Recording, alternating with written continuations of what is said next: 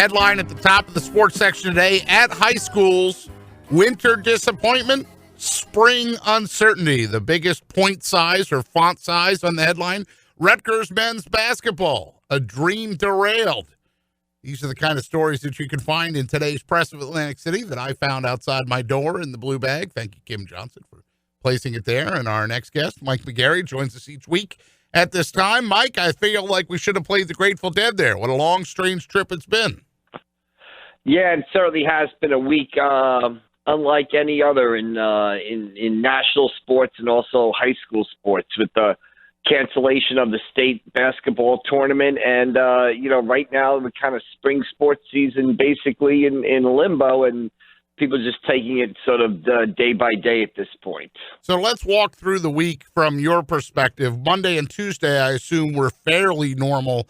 Really, Wednesday night, once the NBA story came out, then things started to sort of click into hyperdrive, correct? Yeah, absolutely. I mean, during the week, even go back to last weekend, you're playing the games out and you're hearing about the virus, but you don't think it's going to cause any cancellations or anything. And the NJSAA, I thought, did a good job of getting statements out during the day saying, the games were going on. And then on, I believe it was Tuesday or Wednesday, they said, for the next several days, we don't see any changes to the schedule at all. And then Wednesday night, the first thing you do is you saw, Rutgers shut down, and the state boys basketball finals, non-publics today, were supposed to be at Rutgers, and the publics tomorrow were supposed to be at Rutgers. When Rutgers said they were shutting down and the games couldn't be held there, the state moved them to Phillipsburg. Then you heard Phillipsburg didn't want to host them. And then Wednesday night, Rudy Gobert of the Utah Jazz tested positive for the virus. The NBA shuts down. And from there, it was inevitable at that point that, high school games would not be played, when you saw the national sports all shutting down themselves. Right, and then, of course, locally, too, Boardwalk Hall, I guess that was the 12th, so that's Thursday. They had the conference call, and the MAC commissioner got called the school presidents to decide what to do. That was one of the few, I guess it was the Ivy League first, but then as the dominoes started to fall and the MAC was still playing, then all of a sudden they decided, all right, this doesn't look good for us to still be playing, and in the interest and safety of our fans and the kids and everybody, we're going to end this tournament where it's at. Yeah, I was at the MAC for the first game. It was a 9:30 in the morning game between Niagara and St. Peter's women. And, at that point, that tournament, was hoping to get through the weekend. And then, of course, on Friday, I guess, they shut down that tournament. And there was some talk that the state basketball finals, boys basketball finals, could move to Boardwalk Hall. But, when you look at a college basketball tournament shutting down on Friday and Saturday, how are you going to then allow high school kids to go in there and play on Sunday? So it just became a sort of a tsunami of cancellations to the point where, there are no sports anymore, for the foreseeable future, basically. Mike McGarry with us from the Press of Atlantic City. His Twitter handle at @ACPressMcGarry does an excellent job covering the high school scene and also the Phillies and the Sixers. Mike, I was talking to Hunter Brody, the producer here, about, one of the first things in the hard copy of the paper that I look for in the bottom left corner is that calendar. All right, who's playing in the next 5 days? Who's coming up here? And yesterday's paper, the hard copy, still had the Union game, but I knew today's would be the first one and I took a picture of it. Each of the boxes, Phillies, MLB spring training suspended, regular season delayed until further notice due to COVID-19. Flyers, NHL season suspended due to COVID-19. Sixers, NBA season suspended due to COVID-19. Union, all MLS season suspended due to COVID-19. Stockton, sports activities canceled due to COVID-19. You've never seen a sports page like this.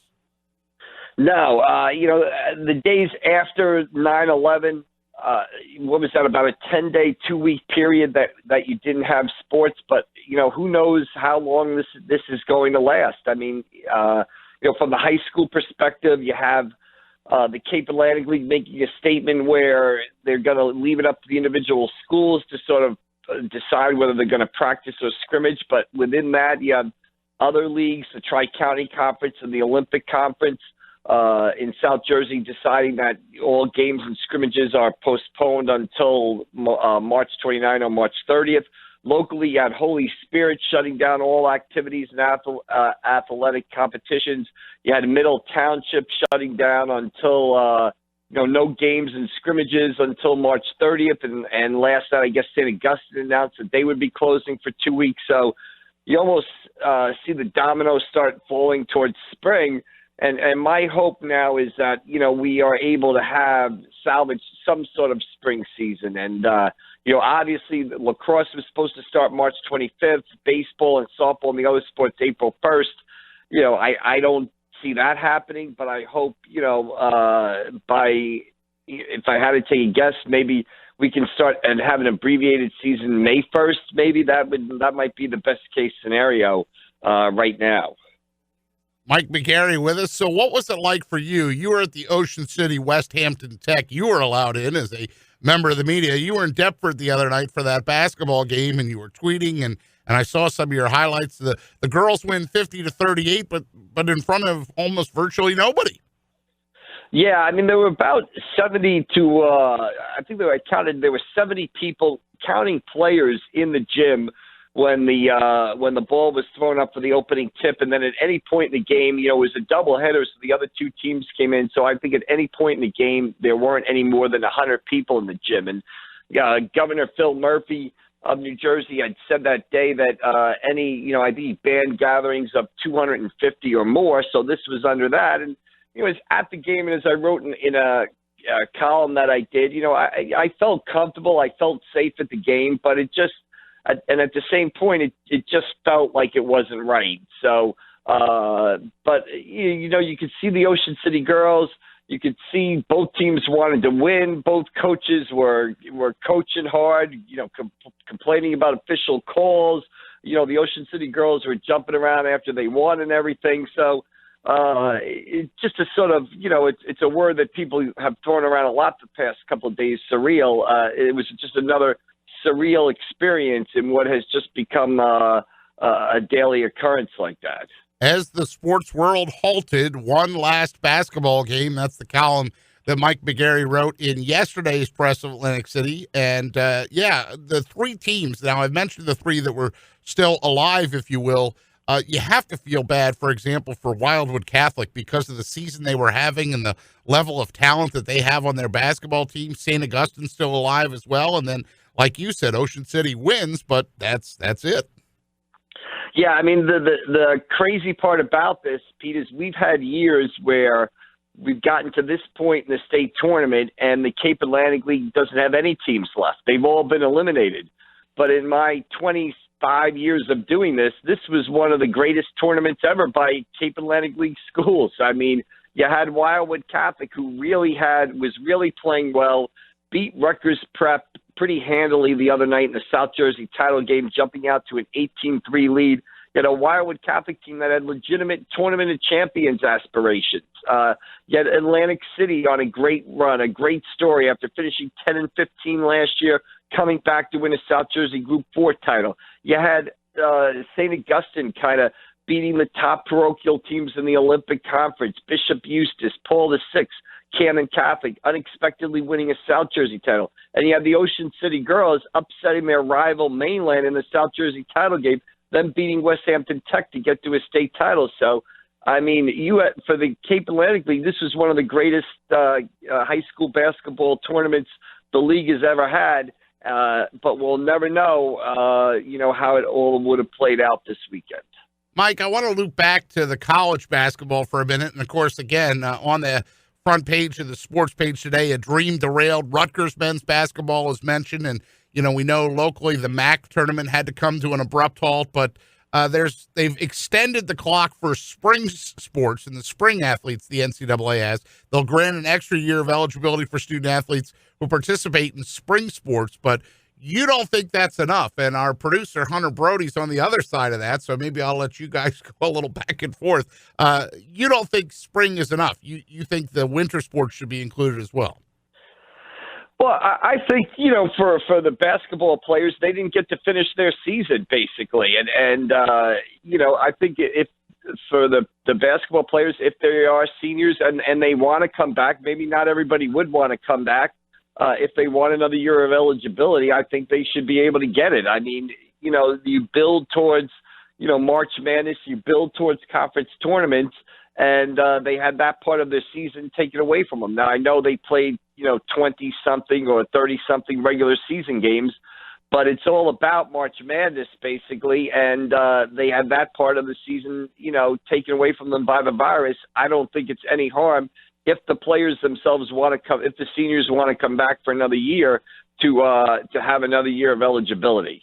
I'm not going to say that there's any harm. Like, I won't be outraged if they come with this decision that they will be able to come back. I just feel like there's so many moving parts. Like, it's unfair for the players that missed out on March Madness, but then what about how unfair it is to the freshmen that's waiting to come into that school? Now they lose their scholarship because they got to give it back to the senior. Or, there's a lot of moving parts when it comes to what about those teams that played their conference tournament, they lost, and now they get a second chance to go and make another tournament run next year when they already lost in their conference tournament, because some of the Power Fives, some of the other conferences outside of the Power Fives, they got to do it. So I just feel like it's a sticky situation. It's not so much what's unfair or fair. It just comes down to how many moving parts actually have to go into this process.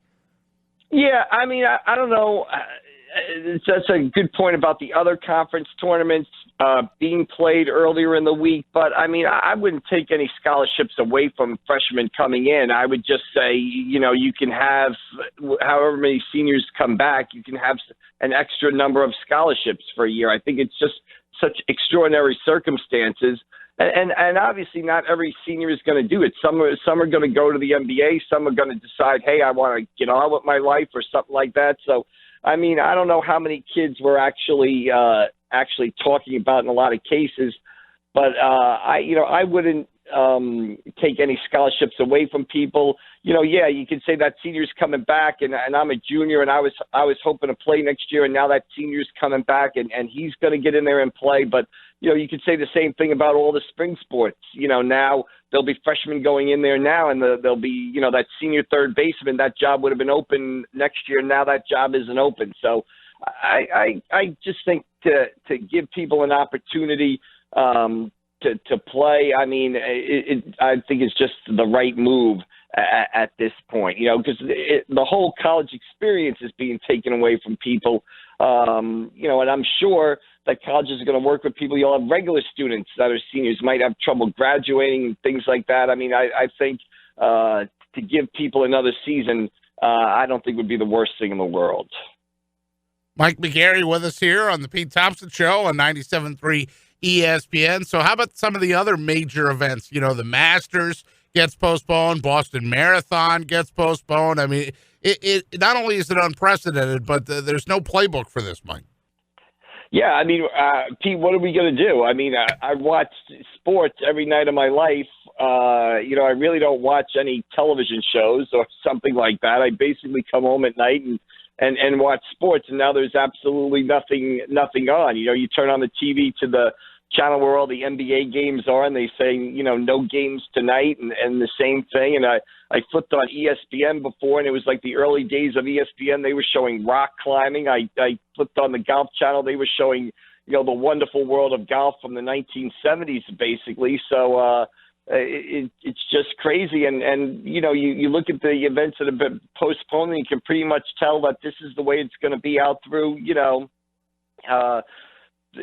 at least the middle of April and probably until early May. So hopefully, things work out with the virus under control, and we can start seeing events come back, with or without fans, the end of April, the beginning of May. But for the foreseeable future, we're all going to have to find something else to do, find another hobby, find another interest, I guess. That leads into our Saturday Twitter question, Mike. We'll let you answer it. With almost all the sports world shutting down, UFC still going, with almost all of the sports world shutting down because of the coronavirus, which sport will you miss the most and why? Wow. I mean, I guess, this time of year, it's just great events that I miss. It's really hard to say. I mean, because this is such a great time of the year for sports. I mean, obviously, right now I'd be missing the NCAA tournament basically, and then I'd miss the Masters, and I'm going to miss the Masters, and then the Boston Marathon, and then hopefully we can get back the NBA and NHL playoffs. But right now, I would say it's a tie between the Masters and March Madness at this point. Yeah, the Masters for sure for me, and we're hearing people on Twitter talk about March Madness too, because Todd says March Madness, everything else will resume, and it'll have a conclusion or playoffs or championships, but the college students are done, and most didn't know that they had played their last game. I think that's the real sadness for everybody in this. Well, and that's true. Like I kind of wrote today, even in the state high school basketball tournament, I mean, seasons are supposed to end on the court, like with a win or losses, and there's just like a sort of finality to that, basically. You win or lose on the court, and your season is over. And in 99.9% of the cases, team seasons end with a loss. Well, now this week you saw, the seasons of Wildwood Catholic, St. Augustine, Atlantic City, and Ocean City basically end with a Thursday night, late night email from the NJSAA saying that the tournament, is no longer viable for the tournament to go forward. So, the whole kind of world order there has been turned upside down. And like you said, we're not getting March Madness back this year. The Masters can probably be rescheduled. Hopefully, at some point the NHL, NBA, and Major League Baseball return. But, there's not going to be a March Madness in 2020. There was a article in the paper today, your Press of Atlantic City, where Dan Gavin had tried to save March Madness, that 16-team approach, but it ultimately got shot down. Was that something you think would have worked, or at least it would have been something?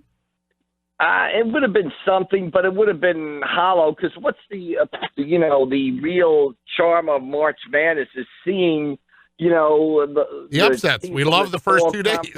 Right, the upsets, the 12 seed beating the 5 seed, and what's the best part of March Madness? Like you said, it's that first weekend, basically. That first weekend of, the first round Thursday and Friday, and the second round on Saturday and Sunday, where you see the upsets and you see a story develop and an underdog team get on a run. That's the madness, So they might have tried that might have saved the NCAA tournament, but that wouldn't have saved March Madness. That just would have been another tournament of Power 5 schools, basically. Mike McGarry with us. Of course, once the high schools are all out, you also cover the Phillies, and the latest news on them, they're encouraged to return home. That opening day is delayed, might be delayed more than 2 weeks. For now, it's just a couple of weeks for opening day being delayed. Now they might push that back even further. What's your take on the baseball world? And I actually saw something out there about how the delay might actually help the Phillies because, of course, Andrew McCutchen, for example, wasn't going to be ready to go at the start.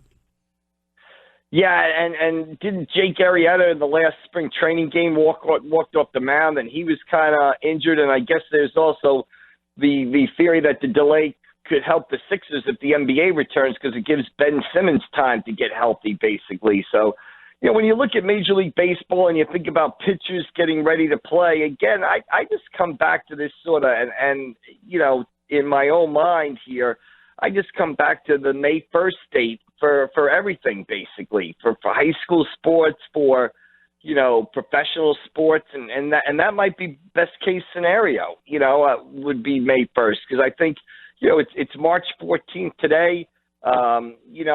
Everything's shutting down. It seems to be shutting down at least through the end of March, and then it takes a while to gear up to get ready to play and stuff like that. And that to me says, hey, if we could get some of these sports back by May 1st, that's probably the best case scenario, basically.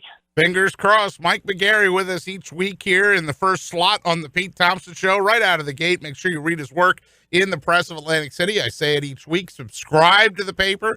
Follow him on Twitter at AC Press McGarry. And Mike, we look forward to catching up with you next week. We'll see. Maybe we'll be doing top 10 lists of classic sports movies, or maybe we'll have something more to talk about.